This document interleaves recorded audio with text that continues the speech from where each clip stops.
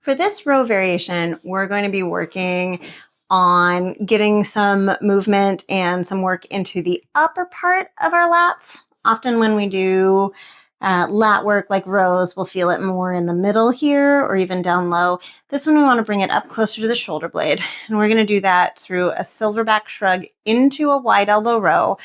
As the name implies, your elbows are going to be wide, which will help us just get a little more up here.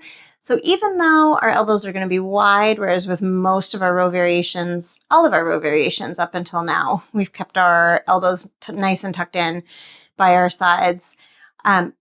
You're still going to, even though you're out here, you're still going to use the cue elbow to your back pockets. You won't actually be pointing your elbow at your back pockets, but if you think about that, that can be really helpful. It's an excellent cue. Just wherever you happen to be, if you can think about pulling your elbow toward your back pocket, you'll get some lat engagement. So keep that in mind. For this one, you're going to anchor somewhere between about your navel and your chest so that you're pulling either straight ahead or slightly up. We don't want to have any pulling down.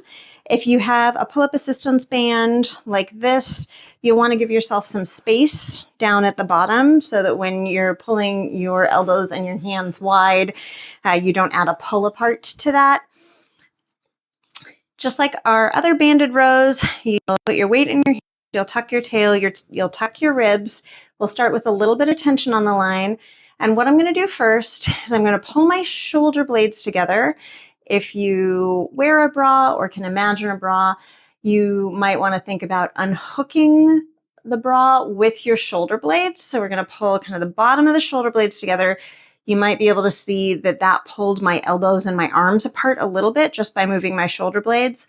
I'm going to follow that line of pull, thinking elbows toward my back pockets. And then I'm going to bring everything back to neutral. So I released my shoulder blades and my lats. And now I'm going to pull my shoulder blades together. Let my elbows follow that wide line that pulling my shoulder blades together created, and then return. So shoulder blades, elbows follow, back. Shoulder blades, elbows follow, back. As I let my elbows follow, I'm still thinking about pulling my elbows toward my back pockets, and that brings this piece of my lats online.